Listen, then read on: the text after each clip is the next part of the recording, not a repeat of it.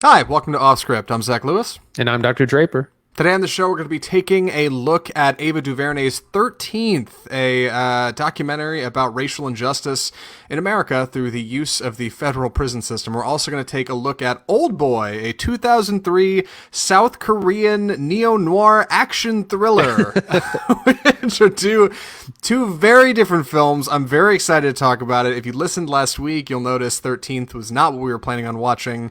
But some things have come up recently in the news that you most likely heard about, and we'll get a little bit more into that when we get closer to our review. First, we need to talk about the news, of course. Our first story this week. AMC Theaters has substantial doubt it can remain in business. AMC is, of course, the biggest movie theater chain in the world. Andy, how is this even possible? Well, because everyone's had to be inside because of quarantine and the coronavirus pandemic, AMC has lost a ton of money. They have lost over $2 billion so far this year, and they don't got a whole lot of money left, but there is some hope on the horizon.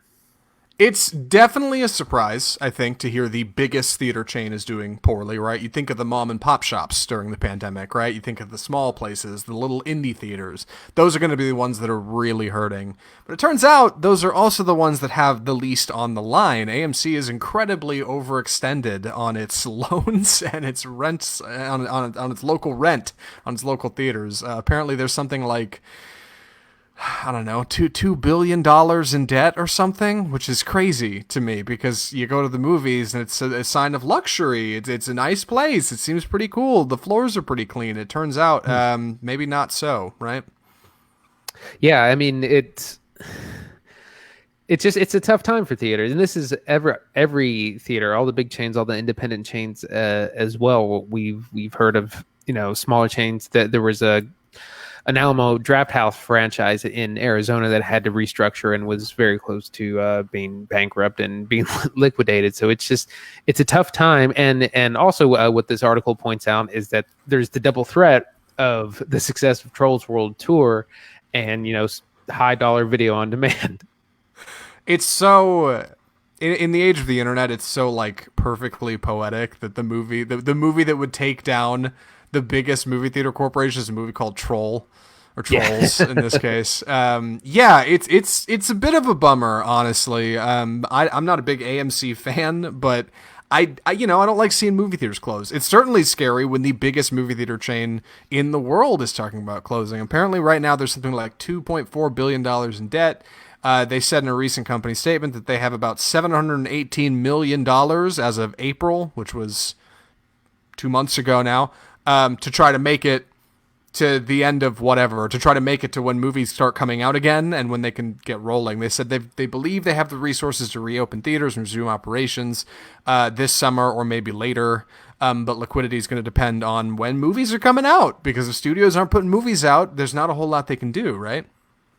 Yeah, I mean that's the big problem, is that even if theaters were opened, what would they show? What would they play? And there's the argument or the idea that you could play the hits, bring back Avengers or Indiana Jones or the Dark Knight series, these things, but you can only do so much of that. And I mean, you got to fill theaters every weekend, and I don't think you can play the hits for that long, and that still costs money, licensing fees. Yeah, I think you're exactly right. Even if you wanted to run old movies, you still have to pay the studios to run those. You still have to pay out of pocket. You can't just stick in a DVD and run it. I mean, you can, but you can't charge ticket prices for it. That's illegal. Um, it's a bummer, I guess. Like I said, I'm not a real fan of AMC. I did work at an AMC for a while, so it's a little surreal to read a headline like this. But on the other side of the aisle, we have a story about Cinemark, the second biggest theater chain in the world. Cinemark won't require moviegoers to wear masks when theaters reopen. This is a completely opposite side of the aisle. Rather than saying, hey, we may not make it, we're really in trouble, Cinemark comes out swinging and says, not only are we going to make it, we're totally flying free when things open up, right? We're gonna take everyone with us. Yeah. Yeah. Well, so they're planning to open on this set of four phases, where they're opening. I think June 19th is when they're going to start opening. They hope to be fully open by June 10th. During this time, that they're going to kind of revamp some of their policy things like cleaning policies are going to be revamped, making sure everything's super clean. They're going to be bringing in some, like plastic shields for concessions. Box office is going to be no touch. So they're working on these kinds of changes, and they're also going to have staggered or limited seating in all their theaters. So they are taking steps, but one of the steps they're not taking is that they will not be forcing patrons to wear a mask. That will be completely optional. Yeah, and it's interesting. I think it's intriguing to see how a big theater chain is planning on opening back up, right? It's the same way I look at like something like Disney opening up amusement parks again. They're kind of setting a precedent here of how other people will likely do it. And as far as I know, Cinemark is kind of the first big one to say, hey, here's our plan. And it's exactly what you said. They're going to limit seating. They're going to, I think, take temperature at the door, right? With those forehead scanner. I'm not even sure if they're doing that, actually. Yeah, I'm not sure if they're doing that. Yeah, but well, I hope, but whatever. They're not making you wear masks. One of the things that was really interesting to me here is their cutback on concessions. They're cutting a lot of employees, which is a big bummer because, again, I definitely did some time behind a concession stand when I was in high school. I know how that feels. And they're cutting out a lot of vendors. Apparently, to cut down costs, they're going to stop carrying so many like high dollar concession items. They may reduce cost a little bit to kind of cushion people getting back in, and then they're going to start introducing a full menu back slowly. That's interesting to me. I don't think that's such a bad idea. Yeah, I think everyone would love to see concessions come down a bit in price, but I imagine that they'll probably still be as expensive. They'll just be cheaper for the theater. But it's interesting that the steps Cinemark is taking to be able to reopen. Yeah, it really is. And like I said, a very stark difference from somebody like AMC who doesn't seem to really have a plan, but they've definitely come out and said, we have a problem with Universal running Trolls World Tour on their own, and we're running out of money. So I don't know, I guess. Different strokes for different theater chains. The other piece of news we have isn't actually an article, but it's actually a film trailer that came out just today, which is very different for us because normally we do this show and like the next day cool trailers come out and we're always a step behind. But today we're on top of it. Andy, what is this movie? So this is Bill and Ted Face the Music. Sorry. I know, we didn't really stage that, but whatever. Bill and Ted Face the Music. There's a trailer out for the new Bill and Ted movie starring Alex Garland and Keanu Reeves. And I'm running it on screen so people watching on Facebook can see it right now. That's great. Yeah, so what we see in the trailers, we meet Bill and Ted 25 years after their last film, and they're apparently they had a mission to, reunite or kind of save humanity through music, and they've been trying to write this great song their whole lives, and they can't really figure it out, and so they decide, hey, why don't we go to the future and find our future selves and find this song and then bring it back to the people. And when they do, we get some big surprises. So we get to see a little bit of this is more of a teaser. We don't see a whole lot, but we get to see Bill and Ted. Also, their daughters are part of this adventure, and I didn't really get that from the trailer. I had to read it elsewhere, but they have two daughters that will accompany them on the adventure. But it was pretty cool to see them. What did you think? I'm oddly excited about this movie. I don't think it looks good. Let me be clear. I don't think the look is particularly outstanding. It looks real hokey and cheesy and like it's not going to hold up to what the original was at all, right? But I think there's some elements in here that work, right? Because Bill and Ted, the whole idea was, these two stoner losers who have a band in high school are supposed to go on to create music that will unite the world, right? And then they get to the end of their lives or their midlife crisis, I guess, and surprise, surprise, they haven't done it. It just never happened. And so maybe the solution is we have to go into the future or past or whatever using time travel and steal it from somebody.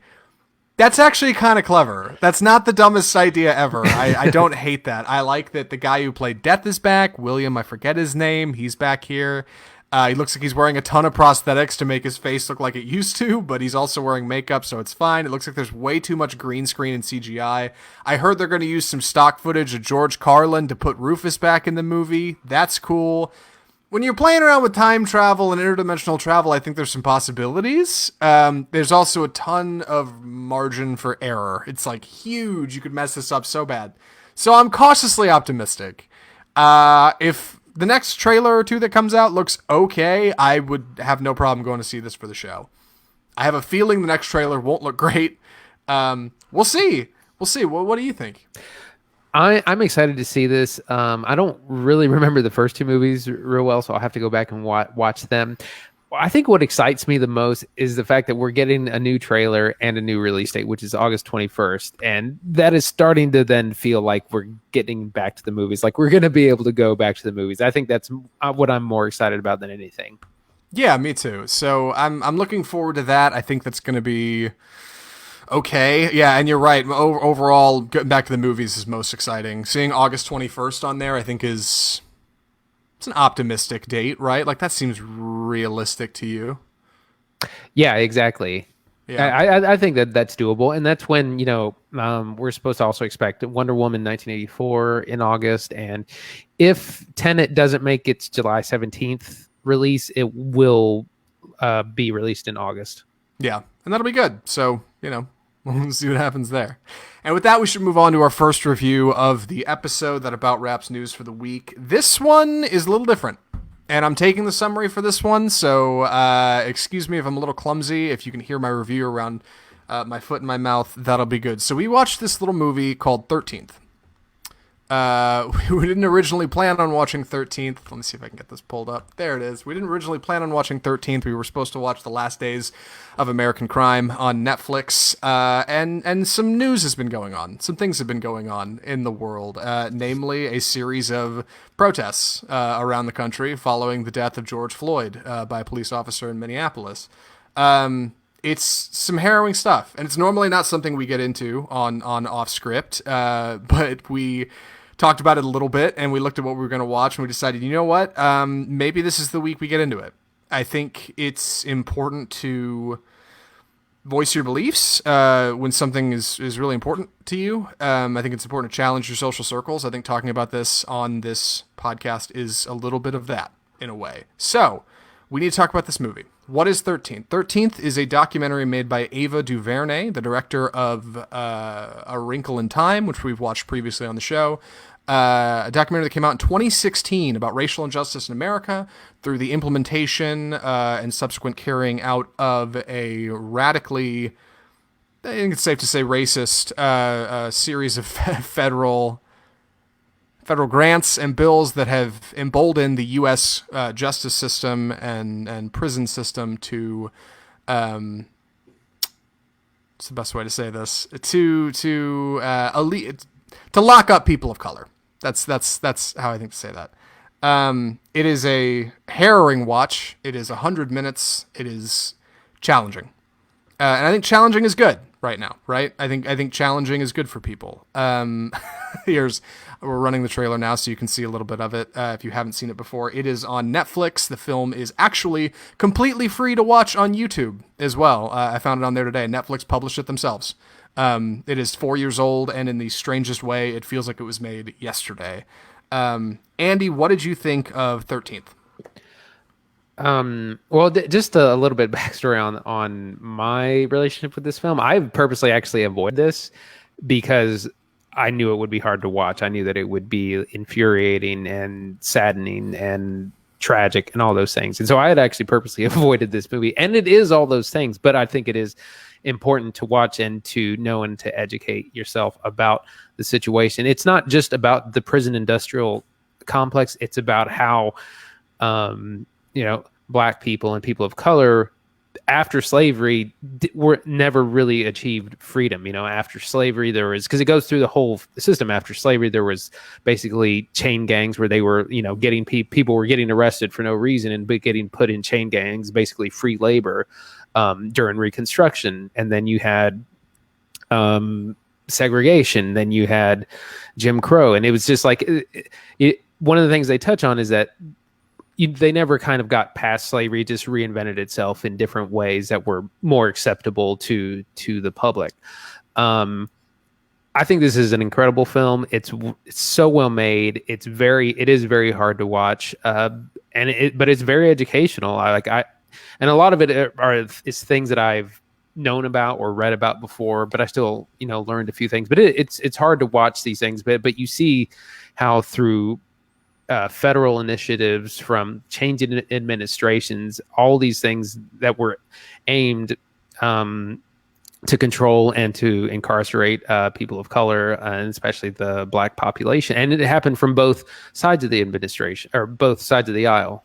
Yeah, there's a lot of kind of stark news in this, and I'm ashamed of a handful of things watching this film. One of them most prevalent being I had no idea this movie existed. And I think a lot of people didn't, right? It's a documentary. Lots of people don't watch documentaries. I watch a few, so I'm a little bummed this one got by me, especially because I went and saw Wrinkle in Time and looked up Ava DuVernay before I did, and I'm sure I saw this movie on a list somewhere and just didn't even think about it. Maybe that's because of the small title. Maybe it's because I was a bit more small-minded. But this movie is striking. The first about hour of this 100-minute romp through history is really tough to get through, and then it only gets harder. And it's tough to get through not because it's like poorly put together. Quite the opposite. The presentation here is fantastic, and I want to talk about that. It's tough because the first hour is basically just a history lesson. It walks you through slavery, through Jim Crow laws, through white versus colored water fountains, to Nixon and Reagan, to Clinton and George Bush, up to where we are now, because this film was made in 2016. So it's tough. It's tough because there's a lot here that I didn't really know about. And I'm ashamed to say that because my dad is a history teacher, and you'd think I would have learned more about this stuff. And it's not that I don't think he knew it. It's not like I ever took his class or anything. But, it just kind of got by me a little bit. I think this stuff gets by a lot of us, and I think that's why it's so frustrating to look at. It's presented so starkly with a combination of archival footage and these beautifully shot interviews with subjects from all over the world, all over the country, talking about history, talking about politics, talking about how we got here, lending perspectives. People of all colors. We've got everybody from Newt Gingrich to... Gosh, I don't know. And Cory Booker. Yeah. There's a ton of really cool interviews in here, and they're all shot on these. Well, hold on. I've been talking a lot. Andy, go ahead, please. I mean, yeah. So there's history in here. There's the media itself is indicted because so much of the kind of crime initiatives that happened after the civil rights era. A lot of that depended on fear mongering from the news. There would be one terrible crime, and they would come up with laws that would affect millions and millions of people based on very few but very scary incidents on the media. And that goes back even to the 1915 Birth of a Nation, which is one of the oldest films in like the American filmography, and it's about the Ku Klux Klan, and it has, even in that, it's this fear specifically of like the black rapist, and it's where many kind of fears were kind of created, and damaging stereotypes and mythologies were started and have been perpetuated for over 100 years now. Right. The film is called 13th because it is addressing the 13th Amendment to the United States Constitution, which says slavery is abolished unless you are imprisoned. Right. And that's kind of the angle here, that through prison we are enslaving people. We get there, right, as the film goes on, but it doesn't just happen overnight. This takes hundreds of years to develop, and it's almost easier to watch the stuff that happened a long time ago because you can disconnect from it. But as the film starts to catch up with current day, and we start to get into modern policies, and we start to get into modern administrations, and you start to see years of your life flashing on screen, and you realize, oh, this happened when I was this age. This was going on when I was doing this.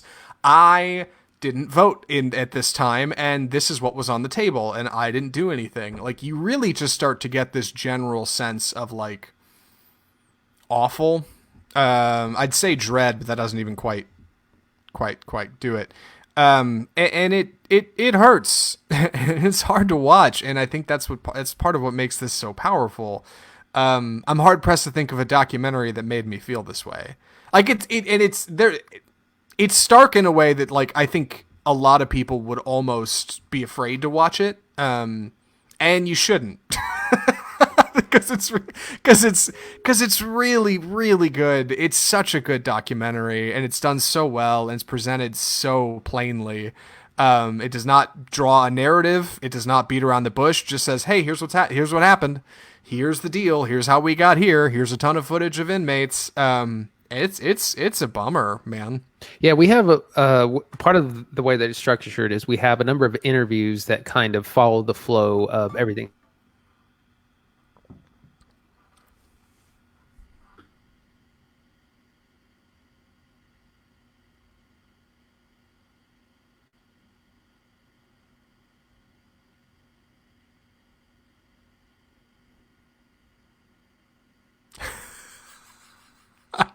I think you're realizing what I'm realizing. I think your mic cut out. Anyway, let me see if I can spitball on this for a minute. If you can get back in, I'm hoping you can. If you can hear me, I don't know if you can. Yeah, as you were saying, we've got a number of interviews that kind of highlight what's going on, and these interviews are non-consecutive, right? It's not just one person talking about one part of history and another person talking about another part of history and another person talking about another part of history. Each one of these interviewers is jumping around in time. And these clips of what they say is strung together in a storyline format so you can understand, okay, we're going from A to B to C to D. Can you hear me? And yeah, I can hear you great. Wow, way to go, Andy. You did. Can you hear me? It totally worked. Sorry, restart the stream. I never turned it off. So, hi, Facebook. How's it going? Oh, no, we're good. You're on. Okay, I guess he couldn't hear me. Hold on, technical difficulties. Let's see if we can figure this out. I'm going to send him... Let's see here. I'm going to send Andy an invite to this thing that I'm doing and see if we can get him in here. All right? In the meantime,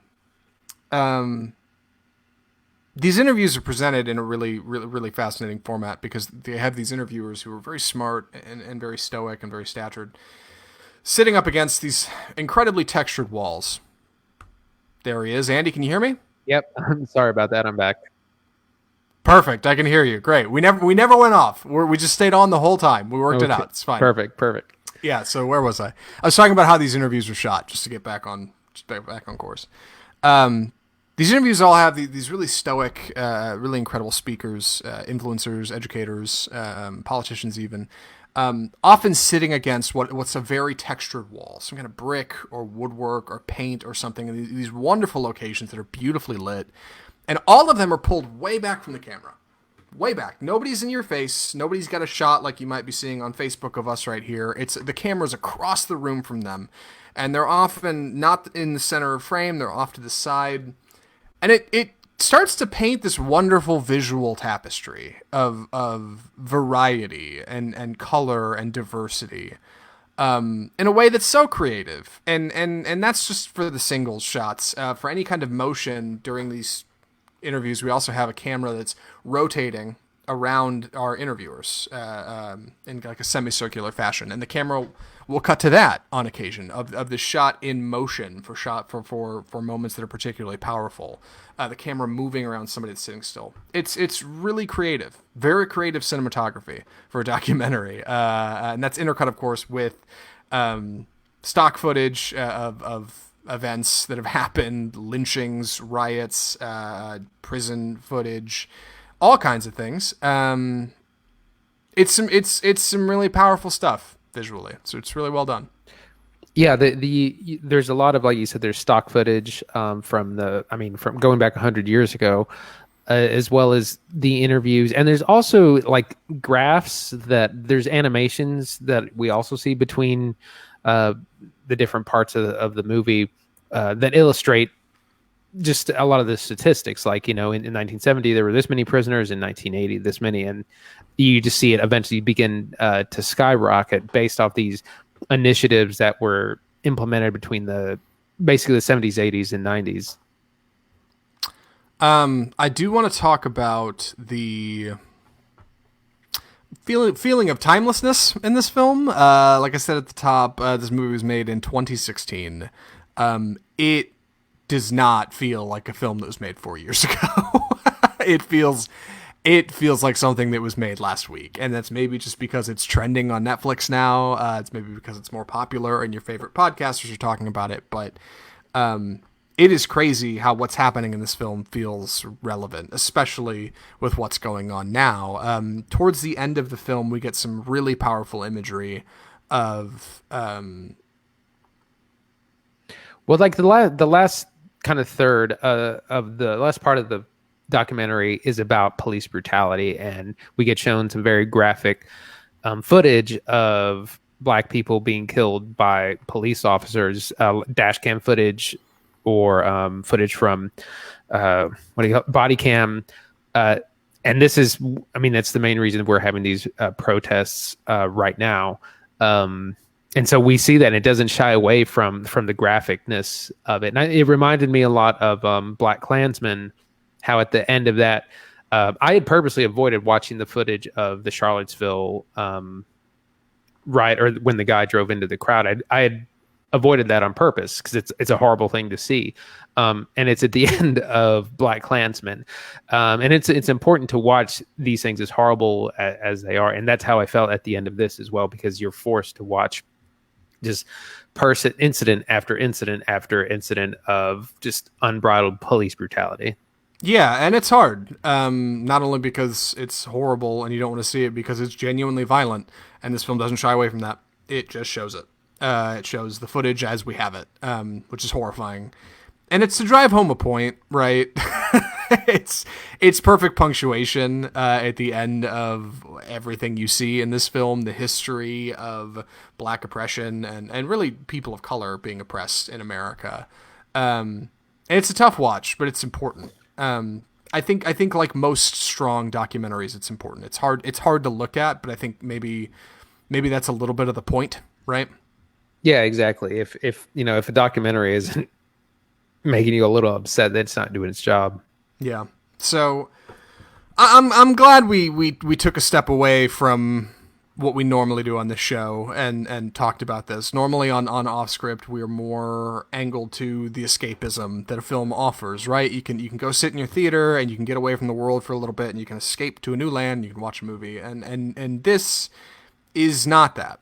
This is the exact opposite of that. This movie should make you want to go out and put a sign together and go march. And that's good. I think I'm glad we're talking about that. That feels more relevant now. It's a little weird to talk about, but like I said, it's important to challenge your social circles. This is a challenging thing, and I'm glad we're talking about it, Andy. That's how I feel. So, and it's funny because you kind of came to me with this idea, and I had been thinking that as well. That was like, maybe we should watch something that's topical. Also, apparently the movie we're going to watch got a 0 on Rotten Tomatoes, so I'm really glad we changed. It's not important. It's not the reason we switched. We just found out a couple days after we decided to switch. Hey, it also has a strong 0 on Rotten. So we may. No, I'm kidding. Who am I kidding? We're not going to end up watching that movie, right? There's no way. No, especially since it was 2.5 hours long. Yeah, it's 2.5 hours, and that's not great for a 0. Anyway, we should wrap our discussion about this a little bit. As a documentary, I think this film is powerful, but just like Black Klansman, I think of it more as a film essay, right, than a documentary. And I guess that's what documentaries are, but this has more to say than just documenting what happened. It's doing more than that, like most good documentaries do. And I think that's where it really counts. I really appreciated this movie. I really appreciate what it's doing. It's a tough watch. It's difficult to recommend, but it's definitely something worth recommending, I think. Andy, any other thoughts for recommendations? No, I think I'm ready. Andy, would you recommend 13th? Yeah, absolutely. It should be required viewing for all Americans. So you can really understand the situation or what black people have gone through since slavery, because everyone thinks that, oh, well, you've been free for 150 years, why aren't things better? But that's really not the case, and this documentary helps show you why that's not the case. There are, strong content warning. There's a lot of things in this movie that are difficult to watch, so just be aware of that. Yeah, I'd recommend it as well. Like I said, it's a tough recommendation because normally I like to say, well, who would I recommend this to? I think Andy might be right. This might be like required viewing. This might be right up there with. Reminds me of something I don't know.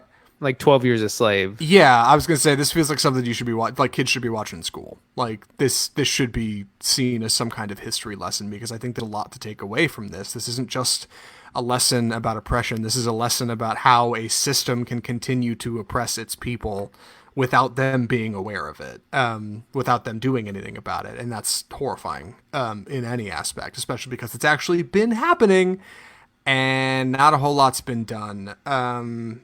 I like this movie a lot. It reminds me of what Andy says, right? Sometimes you gotta eat your veggies when it comes to film, and this film is the biggest, the biggest, healthiest vegetable of all. If that makes any sense. Yeah, and that's how I feel. Go see 13th. It is available on Netflix. It is available on YouTube for free in its entirety. I don't think there are any ads on it either. It's there is no excuse not to watch this film. 13th is fantastic. You should absolutely go watch it. If you need any kind of primer on what is happening in the world today, this is the best example I've seen so far. And with that, we should move on to our next section. Speaking of protests, Andy's got an article that I haven't read, and I'm excited to talk about it. Andy, what is this about? Yeah, so this kind of plays into 13th, which we just talked about. This article by The Hollywood Reporter called Protest Backlash and the Failings of Superhero Culture. And this is an excellent article. It's very long. But it's about how our kind of obsession with superhero films and cultures and mythos has very poorly transferred into any kind of real life heroism. How we love heroes who stand up for what's right and what's good, but when we comes to real life injustice, we don't do anything about it, or we're very reluctant to. And so that's what it's referring to in the failings of superhero culture. We love to see it on screen, but it doesn't really reflect too much in real life. It's a tough read. One, because it's very long, but two, because it feels a little true, right? In a way that maybe something like this shouldn't. Superhero movies are supposed to depict a bit of a Wild West character, right? Our hero that rides into town, saves the day from Black Bart and his gang of hoodlums or whatever, who's going to rob the local saloon. Pats the local kid on his head and says, "Someday you'll be just like me, kid, if you eat your Wheaties," and then rides out of town. And we have seen this story a dozen bajillion times because it's every superhero movie. They all follow that format in some capacity. And yet, when there's problems in our world, we still, I don't know, lean on that in a way that somebody's going to do something about it, that we're going to have some a higher power or gift from above or elected official that is just going to change everything for us, or maybe some superhero that's just going to come in and figure it all out. And it turns out none of that is seemingly true. Well, that's exactly, you're touching on one of the points that it makes is James Mangold actually said this about things. Andy, I lost you again. How did this happen? Oh, no. Oh, man, we're 2-0 here. Okay. Well, tell you what. I will send you a fresh link to this stream whenever you're ready, and we'll hop right back in. It's weird because when you reconnect, I can hear you, but you can't hear me. Yeah, here, I'll send you one of these right now. Stand by, Facebook. Hold on just a second. We're going to get right back to this. Let's see here. Just gonna set that right there. So he's got that. It's the same. Yeah, it's the same link every time. So all right, whatever. Yeah. Anyway.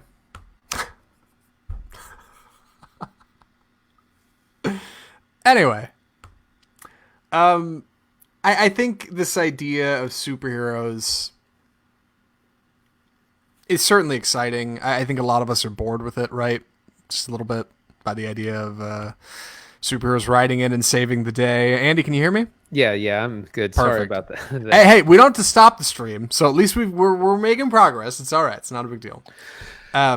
James Mangold, what were you saying? Yeah, so he was saying that while we love superheroes, he said that it's problematic and that it kind of has this overall message that gods will save us, that there's nothing we have to do ourselves. And another issue that this article brings up is that villains in superhero films are largely external or foreign. Nazis are villains a lot of times, and that's great because it's a non-American thing and it's something far away in the past. And I don't really know what, something like Indiana Jones is a good example. Like, these are the bad guys, but they're not close to home.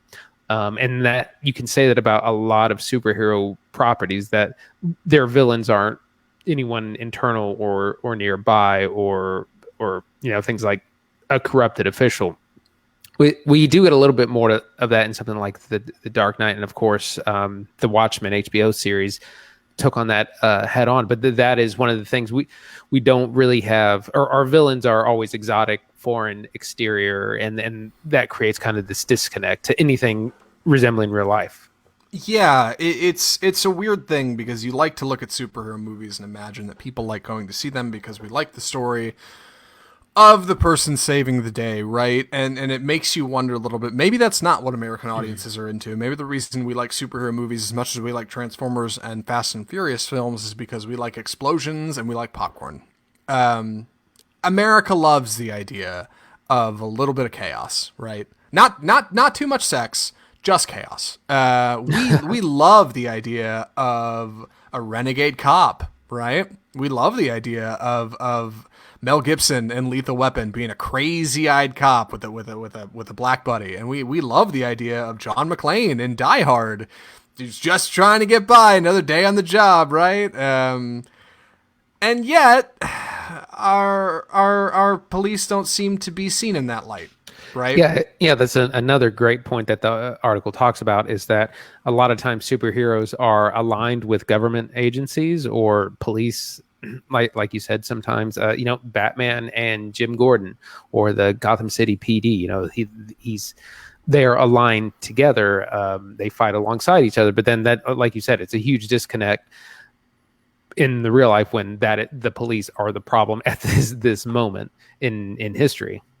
Yeah, and that doesn't exactly help. I think the public's perception.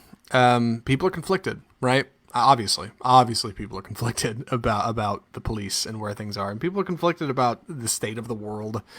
And superhero movies, in a weird way, for how much money they've made, for how many people have seen them, it doesn't seem like we've learned a whole lot. It doesn't seem like we've learned anything. Yeah, like I said, when it comes to actually standing up against real oppression and real standing up for what's right, then no one wants to actually do that, because it's scary, and I understand that, but it's right. It's also not going to happen if you don't. Sure. And it's not a filmmaker's job to say, hey, superheroes aren't really real, kids. You need to stand up to this stuff yourself.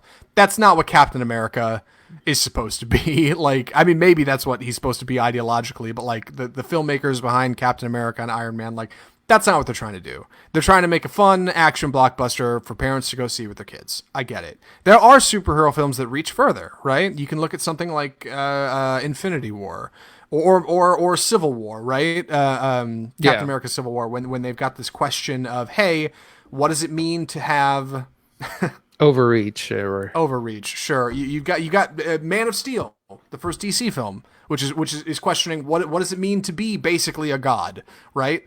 And then the subsequent films following that, questioning what does it mean to have Superman and have a person who basically has unlimited power to do what they want. You've even got movies like Suicide Squad.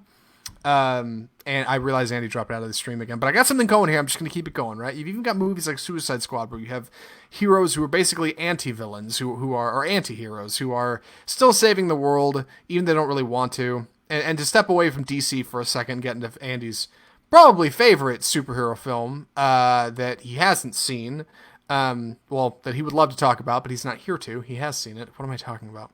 Logan, right? The James Mangold film that he was referring to earlier. We have the story of a very, very old superhero who's very tired and very weary. I'm going to go check on Andy and make sure everything's okay.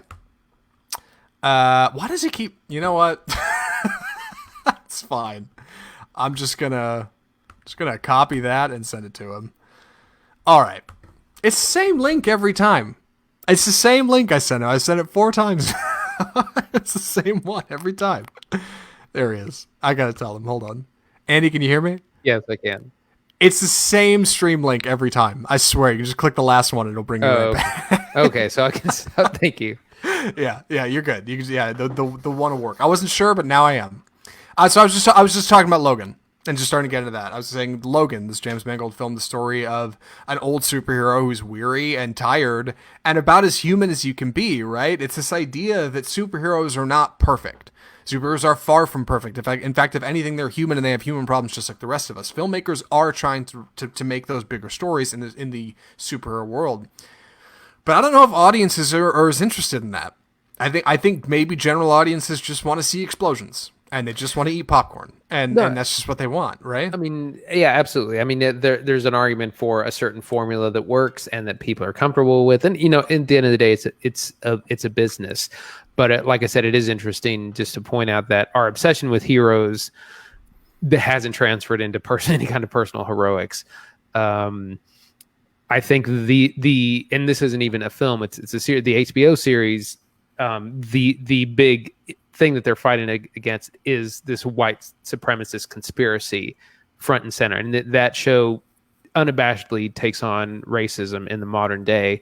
And I remember when it came out, people were upset because of that. They said, "Oh, why is this getting political? Why am I having to watch a show with social issues? Like, I don't want to see my superhero stuff deal with social issues. I come to see this to escape," or something like that. That was probably the best it's been done, and it's been shown that you can write a superhero mythology and still address real life issues, important issues, social issues. You're referring to Watchmen on HBO, yeah, which is fantastic, by the way. We didn't cover on this show because it's not a film, but maybe someday we'll do a little miniseries review or something. Yeah, again, like it's not a filmmaker's job to change the world. It just isn't. It's their job to make a movie that people are going to laugh at and watch and maybe contemplate and like. But it is maybe our job to learn something from the stories we're told, and it doesn't seem like we've taken away a whole lot. And again, I'm not saying people need to go get a shield made of adamantium and learn how to fly to change the world, but like it doesn't seem like it should take as much as it does. And maybe that's a danger of these films. Maybe superhero movies do glorify change in a way that says, hey, you have to have a super suit and you got to have superpowers to do anything, maybe that's a downside. Yeah, exactly. And I think that's what this article is really arguing. And it's about, so far, the mythos has been very, it's a fantasy. It's the enemies are foreign. We're saved by gods. And maybe we can find a way to write these stories that are more pertinent, I guess. And like I said, I'm going to keep referring to Watchmen because the main character there, Angela Abar, played brilliantly by Regina King, she's one of the most important figures who helps kind of solve this mystery and defeat the enemy. And she's a regular person. Right. She's not. There's nothing special about her. She's just determined. I don't know. Yeah, that's what that's about, and I thought it was very interesting. It's definitely interesting. Yeah, food for thought, I think, which is something we probably all need more of lately. And with that, we should probably. Any other thoughts before we move on, Andy? I know you cut out a couple times. I want to make sure. No, I think just I think it's definitely time to reevaluate our love affair with comic book properties and superheroes and see how we can more tie them into the real world. Yeah, I'll definitely be interested to see, like, what does a Marvel movie look like on the other side of all this, right? And they did point out, the article points out something like Black Panther, which, was the first kind of black lead film made by Marvel. And while that's a very positive thing, it's also completely fantastical. Wakanda is a fake country in Africa that has been that was untouched by slavery and colonialism and all those things. And that's incredible. That's great to imagine. That's not what happened. That's not the situation. Yeah, Black Panther definitely has an odd space in superhero films. It's funny. Just yesterday, I was working on another podcast, and they had a couple of of guests on talking about Black Lives Matter, and both the guests said, "Hey, what was the last film you remember that had a budget of over $70 million and a black ensemble cast?" And they both said at the same time, Black Panther. It's in a strange space. Still important, I think. I think superhero movies are just important in general. I really do. I don't think you have a cinematic movement for nothing. But I wish we were getting the right lessons out of them, and we don't seem to be. Right. Yeah. Or and you know, it would be fine if we like they the way that they are now would be fine if we did get the right lessons about it. If you know, if we see Captain America fight a Nazi and that translate into you stepping up for, you know, standing up for your neighbor, that would be great. But that's not what's happening. No. Yeah, we're all just as angry as ever. Speaking of angry, we should move on to our final review. This is a movie Andy has seen more than a few times, and I have never seen before this week, but always wanted to, so I'm excited to get into it. Andy, please, you're a fan. Take it away. Oldboy. This is one of my favorite movies of all time. It's the film that got me into South Korean cinema back in 2003, 2004. And I will be that guy that says I was into Korean cinema before it was cool. Because you've always been that guy, Andy. Yeah. I have. But this was a film that did it. And I remember watching it on cassette because my good friend Jeff worked at Blockbuster. And he rented it. So the story is we meet Odesu at the very beginning of the film, who's we meet him drunk in a police station in 1988. He's belligerent, he's rude, he's crass. You know, he's being arrested for being too drunk. Eventually his friend comes and gets him out of the police station. They stop by a phone booth to make a call. And out of nowhere, seemingly on this rainy night, Odesu is kidnapped and taken to some sort of prison that looks a bit like a hotel. He's there. He's held against his will, and he's never told why. And we eventually realize that he's there for a couple of months, and then he's eventually there for what will be 15 years. While he's there, he's never told why he's being imprisoned, who has imprisoned him, when he's going to get out, any of these situations. And so the movie is then, after he gets out, he has to then figure out why he was in prison, who imprisoned him, why everything happened. This is such an just an amazing movie. It's a thriller, it's a mystery, it's a detective piece. There's deep themes, there's great camera movement, there's great. I love the score. I could go on and on and on, but definitely one of my favorite movies of all time. Zach, what'd you think? So I had heard a lot about this movie through the internet, most of which being, hey, don't talk about Oldboy for people that haven't seen it. I'd still seen a couple of scenes because it's got a bit of a cult following. I had heard whispers of kind of a twist at the end of the film, which were confirmed to be true when I saw it. And even having seen the highlights, even knowing part of how it ends, even having seen some of the brilliant fight scenes that are in this film, some of the fantastic choreography, some of the great cinematography, some of the very creative, inventive shots and production that were involved here. Even being a movie that was made in 2003, none of that spoiled this experience for me. Oldboy is such a cool movie, man. This movie was so much fun to watch. It's different and it's weird because you got to think like how almost like something like The Matrix is weird now because it was made in 99 and it's just a little offbeat and it's supposed to be futuristic, but it's made in a time that's previous. This is kind of similar in that feel. Things don't feel quite organic and real, but it's this weird dreamlike experience that you end up walking through with Odesu that is so interesting, and the movie just unfolds similar to how something like Parasite does, right? Another South Korean film that obviously we're both big fans of. It just kind of finds its way because at the beginning, just the premise is interesting. Guy gets kidnapped, is locked in a room for 15 years, then he gets set free. That by itself could be a whole movie. That's like half this movie. That's Act 1. Yeah, there's a whole other chunk Andy has not talked about, and I am not going to talk about, that's going on following that. and the movie gets deeper and it keeps going. I was so into this movie, and I need to watch it again because I was skeptical at first, then surprised, then pleasantly surprised, and before I knew it, it was over. Where do we start talking about this, Andy? Oh man, I think we can start with the plot without giving too much away. Even though this movie is 17 years old at this point, this is almost like a reverse mystery because, like we said, he gets released in the first like 20 minutes, and you meet the antagonist, man named Li Wu Jin, who is the person who puts him away.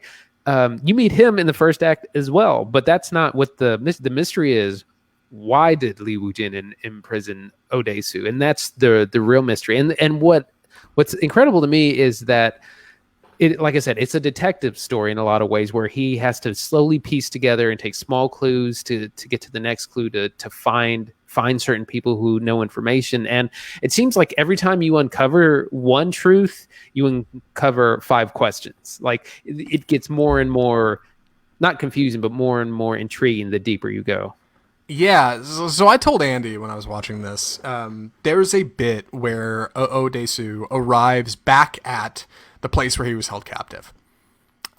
He follows his tracks, is able to reverse engineer like any good detective, how he got to where he was, and finds the place where he was being held, his prison for 15 years, which is this very surreal looking hotel room with a fake window and a TV, and I thought to myself, okay, well, we're basically there. And I checked the time on the movie, and I was like a third of the way through it. And I was like, what is supposed to happen for the rest of this film? Because any other film, that would basically be it. Okay, he figured it out. No, that there's so much more that he hasn't figured out. And that's what's so interesting. You have a man who is, on his face, completely uninteresting. You got a drunk guy in a police station who's like middle-aged and is kind of overweight and has nothing going on for him, and you don't even know what he does for a living. You don't even know any of his family. You see one friend of his at the beginning, and he makes a call to his daughter, who's very young, and that's it. And then he gets kidnapped. Like, you don't have any character set up. You just have a guy who was locked in a room for 15 years. So on top of figuring out how he got there and what happened, you have to find out who it is you're watching. Who are we watching as the audience? Who are we uncovering as this protagonist? What is he about? Where is he from? How did he get here? What are his motivations? What is he like as a person? We're able to draw a lot of conclusions. We're able to kind of figure out who we think he is by watching him in this room for the first 20 minutes of the film, which is supposed to be 15 years, which is rapidly accelerated. But then as the movie goes on, you start to find out, okay, no, he's got a little bit of a history. There's a bit of a past, right? There's a reason somebody would want to lock him in a room for 15 years. It doesn't just happen for no reason. And then once we figure that out, we have to figure out, okay, why did they set him free, right? Why did they let him out? Because that's just as interesting as how he got in there. And it just kind of keeps unraveling like this little puzzle box, right? You just keep finding out more and more as it goes. And it's we need to talk about the presentation, but the plot is just so engaging in such a weird way. And it's presented, like Andy said, almost like Todd Phillips' The Hangover, as a man who has to reverse engineer this mystery, and that's the neo-noir element of it. It's a detective who's following his own footsteps. It's like Blade Runner, right? It's somebody who's following clues and following up on leads that nobody would think to follow up on because it's all he's got. He has nothing else on his life at this point. He's been off the planet for 15 years now, and nobody knows he exists. Everybody thinks he's dead. So I don't know. Like you just get this really interesting, like, man with no name story of a guy just trying to figure it out. Well, what's interesting when he's in prison, the first, several years, he's trying to escape, and he attempts to like commit suicide as well. And that's the thing. His captors won't let him be that lucky. They restrain him. They patch him up. They make sure he can't. About halfway through or so, he gives up on escape and decides to go on this quest for revenge. And he begins training within his hotel room, starts like fake boxing against the wall. He starts keeping a journal. Let me think of who have I wronged? Who could possibly I have upset, that who could have put me in here? And he starts planning and training and all these things. So eventually he goes from wanting to escape to wanting revenge. And vengeance is a huge part of this film, theme of revenge, both for him and other characters. And that ties into something I forgot to mention. This is part of a trilogy of films called the Vengeance Trilogy, which is an anthology series. Each film is completely different and not related to each other. The first one is called Sympathy for Mr. Vengeance.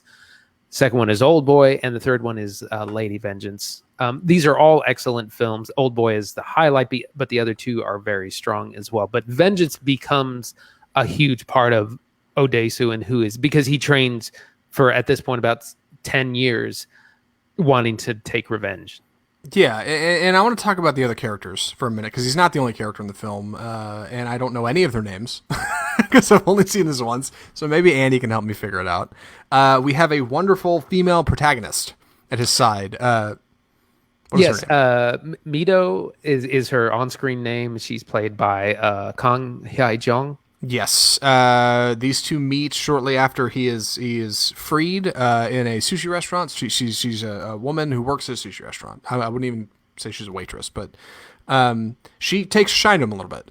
It's this odd guy with a terrible haircut who looks like he's got nothing left to live for, and she's like, well, maybe I can help him out of a jam. And she ends up as a bit of his sidekick on this kind of endeavor to kind of figure out where he's going and what's going on. He kind of opens up to her a little bit, and you get a little bit of that. We've got an old friend who works at an internet cafe, which is hilarious. Yeah, which is a fascinating character development. Who is surprised to find that his friend is back, but obviously happy to help. So we've got a bit of an accomplice to help him out on his quest. We have a fantastic villain who I don't want to talk about too much, but he is so well played, and he's so great as a foil for our Odesu, who is frustrated and angry and vengeful at the world. This guy is just like so calm and so collected and has it all together and has this sick looking kind of lair thing that's a penthouse that ties into the set design so fantastically. Even outside of our lead, who we don't understand that well, we have great supporting characters in this film. It's an ensemble cast. Yeah, the protagonist or antagonist, Lee Woo Jin. Like I said, we meet him very early, and he tells you, "Yeah, it was me," but I'm not going to tell you why. I mean, he's like spends the film toying with Odesu. Every time Odesu thinks that he's figured something out or discovered something or gotten a step ahead, he realizes that he's not. He's been outplayed, outthought, and that, like I said, that Lee Woo Jin is just one step ahead and has been toying with him this whole time. And this reminds me of there's this theme of like I said, there's vengeance, but there's also loneliness. Isolation becomes very they all experience it. Odesu, of course, locked for 15 years. Mido also just there's this whole thing with ants about hallucinating ants when you're lonely, and Mido does it on the subway, and then even Lee Woo Jin deals with. So there's this brilliant theme of loneliness among what's happening as well. Yeah, it's a funny thing to have this vibrant city and feel like you're completely alone. Because rarely, if ever, are we outside of like the city skyline. Like we're constantly surrounded by people. There's constantly things going on.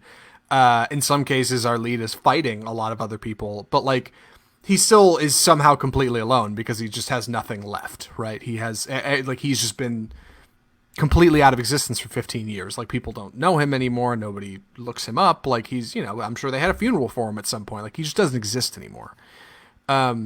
And I think there's probably a larger theme there that I don't understand that I'll need to get into on second watch. Maybe that's a bit of a take on culture in South Korea. I'm not sure, but I do love the way the film is shot. We need to talk about the cinematography a little bit. Yeah, for sure. Yeah, just the way it has such interesting cuts. It has this thing where it'll have a right side of the screen is a close up of someone's face, and while someone else is in the background, it does that a lot. Just the way it cuts. Sometimes it'll cut. There's camera like you see in the trailer where the scene where he falls out or kind of kicks his way out of that suitcase is brilliant because it looks like a normal sized suitcase, but it's obviously like giant if a whole man is in there. Right.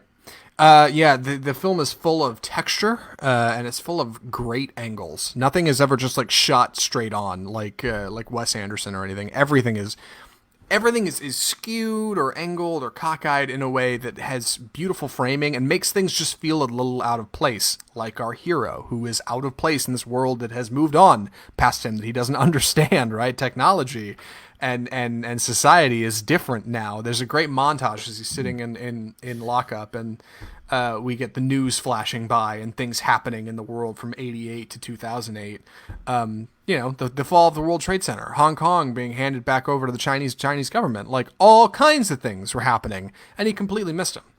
The movie also is chock full of transitions, which are fantastic. This movie is really good at transitions. It's this really clever thing with like matte paintings and kind of matte shots where it'll have a clock, like an alarm clock, slide into frame and slide back out for a bunch of transitions. It'll do clever things with headlights and light leaks where it'll switch over scenes.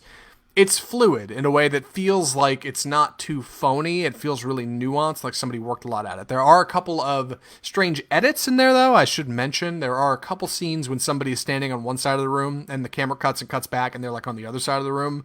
And you're supposed to just assume that they moved, but it's weird visually to keep up with. So for the first watch, that was a little weird for me.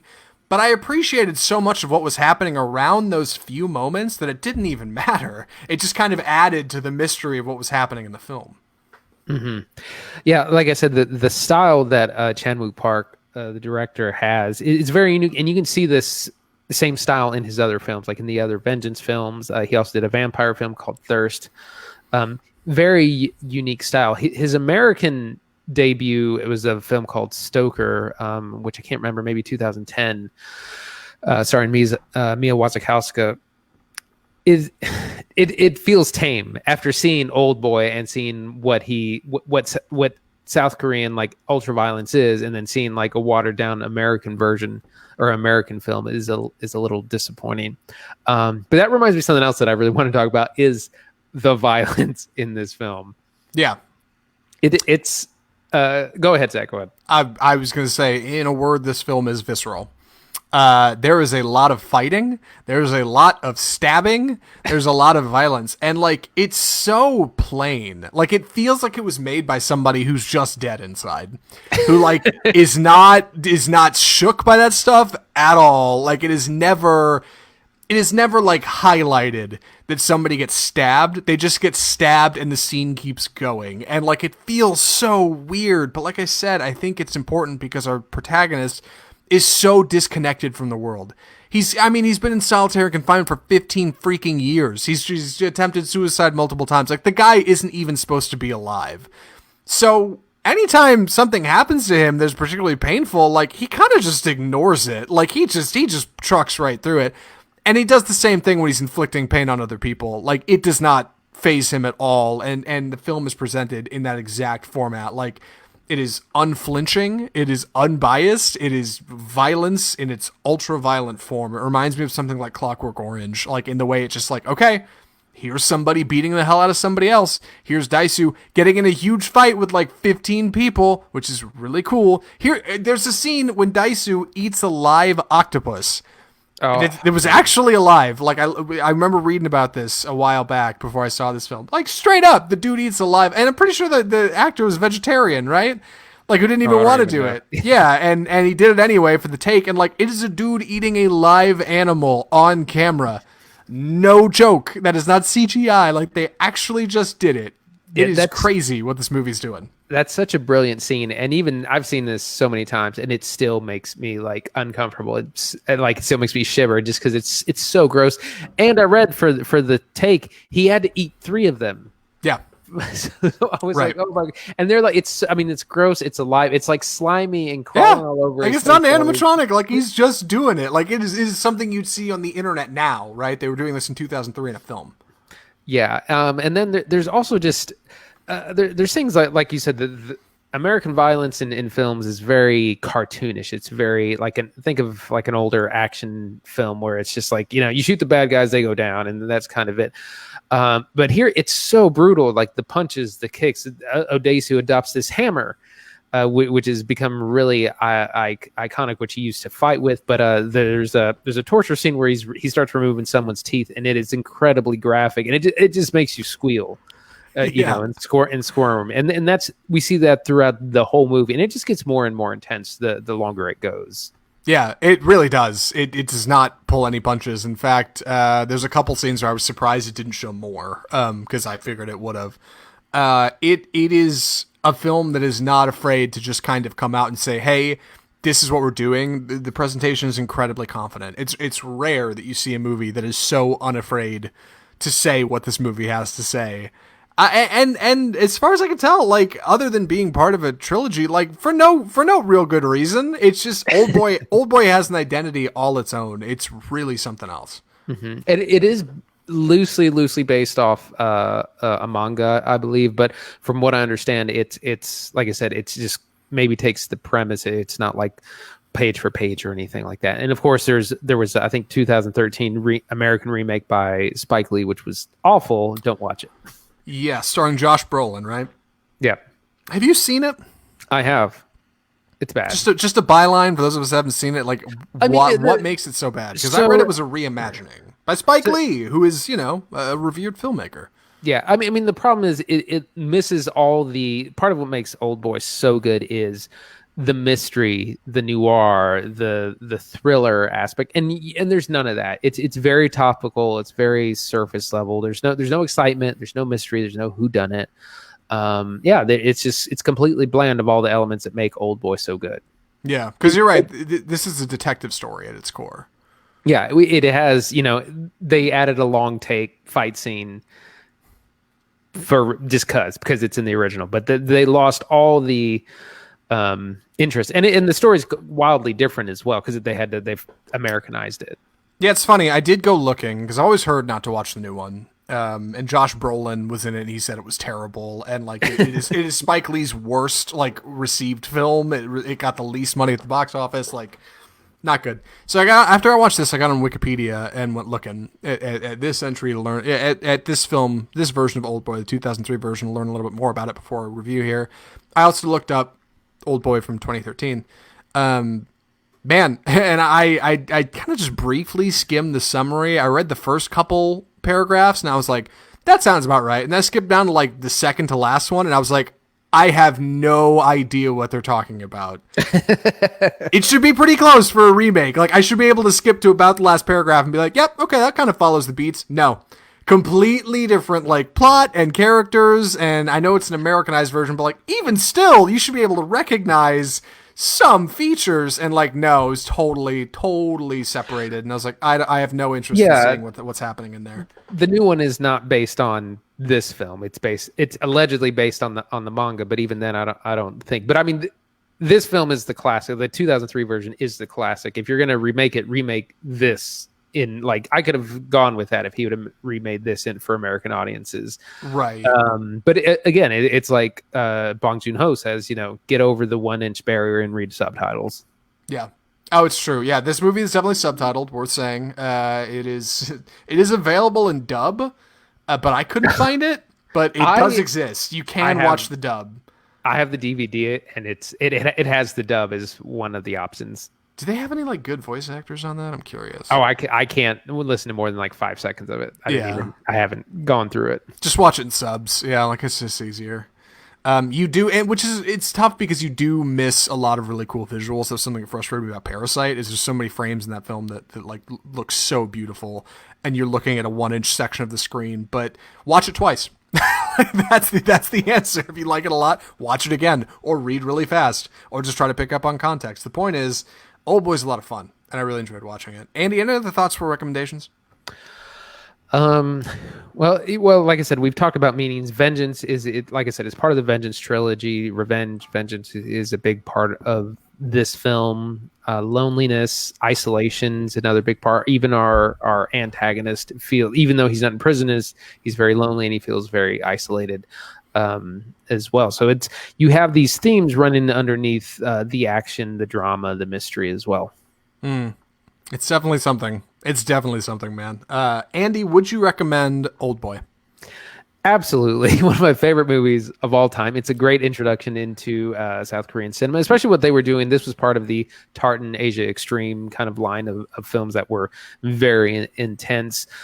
It's a great place to start. It is incredibly violent. It is incredibly disturbing. Just content warning there, but it's one of my favorite films of all time. I would recommend it as well. It is a ton of fun. It's definitely a content warning. It is a hard R. It is not for everybody. Your mom probably won't like it. But if you're looking for something offbeat, if you're looking for something a little different, all right, something that's got a fantastic story and gripping visuals and great fight scenes, I can't underline that enough. You're going to like watching this movie. You got to get over the 1-inch barrier, but you will be okay. I do want to mention this is a little hard to find nowadays, digitally. But I have a solution. I got a hack, all right? Andy, one, you can borrow his copy. I'm sure he'll loan it to anybody. And two, I could not find this to rent on any digital service. Oh, really? Vudu didn't have it. Microsoft Movies and TV on the Xbox didn't have it. PlayStation Network didn't have it. You can't find it on Netflix or Hulu. HBO does not have this film. Amazon Prime does not carry a digital version of this movie. But there are services that are extensions of Amazon Prime, the little subcategories you can sign up for. A little bit like Showtime, right? You can subscribe, or Stars you can subscribe to on Amazon Prime. And it gives you an additional payment on top of your current Amazon Prime service. There are two services on Amazon Prime that carry this movie that you can sign up for free trials for, and that you can cancel as soon as you finish watching it. Those two services are Mubi, MUBI, and Shudder, the horror service. They're both on Amazon Prime. You can get on, you can find Oldboy, you can watch it. It is one click to sign up for Mubi or Shudder. You have a trial for 7 days. You can watch this movie and then immediately cancel it. That's what I did. It will cost you nothing. So that is the way to watch Oldboy in 2020. You sign up for a fake service you don't want, and you can watch it all you want. So, man, that's the secret. It was on Netflix for a while. It was on there before. Yeah, I've started it before because I've seen the first about 15 minutes. I don't think I ever saw him get out of the... I might have seen him get out of the room. Because it's a lot at first. And I remember I watched it a long time ago. I started watching it. It was late at night, and I was falling asleep. And I was like, I'm not going to be committed to this movie in the way I need to be. So I ended up bailing. And I'm glad I did, because that would have been a terrible first way to see this. It's definitely something you put down your phone and watch. I would recommend it in a theater if you could find it, but I'm sure... nobody's running it. Maybe, hey, theaters are looking for something new to run. Yeah? Can I get an Oldboy? I'd go see this. I would totally go see this in the theater. That'd be really cool. That reminds me, I really love the score. One of my favorite scores. I listen to it all the time. There are some, there's this idea of kind of a hypnosis that happens through the film, and there's a couple of tunes or songs or jingles that accompany that. And so that's becomes a big part of the score. I also wanted to just mention, Chan-wook Park, who I think is actually Park Chan-wook is the better. Incredible director, and he most recently did 2016 The Handmaiden, which is a Korean retelling of a British novel from the 1800s or so. That's an excellent movie. Stoker was his first American-made film, which is came out in 2013. Then, like I said, there's The Thirst, which is a vampire movie, actually, and then the Vengeance trilogy. So he's an excellent place to start if you're looking for to get into South Korean film. I'm glad we got to talk about this. This and 13th. This is one of those kind of silver linings of theaters being closed, as you and I have the opportunity to talk about movies we love, movies we haven't seen before that maybe we should. This has been a really good one. Oldboy was a real solid pick. I'm curious to see next time we need a fill-in, and I don't have any ideas what you're going to come up with. Yeah, sure. With that being said, we should wrap up the show. We've been doing this for over an hour. Oh my gosh. Andy, if people enjoyed listening, well, hold on. I do that part. Andy, what are we watching next week? That's the part you do. Yeah. All right. So next week, we have a couple of new releases here. On Netflix on this Friday is Spike Lee's new Vietnam War epic called The Five Bloods, starring Chadwick Boseman. What I remember from the storyline is 5 or 6 Vietnam veterans go back to Vietnam long after the war is over to seek a treasure that was buried there. And then the second film we're watching is The King of Staten Island, which is the new Judd Apatow comedy starring Pete Davidson, which is a semi-autobiographical film of his, and that's out on Friday as well. That is video on demand. Will be $20 to rent. Yeah, I'm not super excited about that, but it's in our demographic. All right, I think people our age will probably want to watch that movie, and I'll bet they won't want to pay $20. So if you want to find out how it is, keep it here on Off Script for a brand spanking free review. That'll be cool. And if you enjoyed the show, if you liked what you heard today, the best way you can get in contact with us is, of course, through social media. We're on Facebook. We're on Twitter. We do stuff on Instagram. We're definitely on Facebook. We live stream the show on Facebook, in fact, where we've been live streaming this show today. So if you want to keep up with us there, you can follow us at Offscript Film Review to keep up with what we're doing. We also archive our episodes over on YouTube, and of course, our podcasts are available in audio on all of the usual channels: iTunes, Google Play, Spotify, iHeartMedia. But if you want to get in contact with us directly, the best way to do that is through our website, offscriptfilmreview.com, and our email, mail@offscriptfilmreview.com. Write us up. Write us a letter. Tell us what you thought of our reviews today. Tell us what you thought of 13th, or maybe if you have any hot takes on Oldboy, on this superhero problem we seem to have in cinema, or maybe if you have some recommendations of things we should watch next, because we're always happy to hear them, and we read correspondence on the air, I swear. With that being said, I think that covers all the bases. Andy, you're still here. Perfect. We can do the sign-off. Thanks for listening to Off Script, the home of Bold Cinema. I'm Zach Lewis. I'm Dr. Draper. Thanks for listening.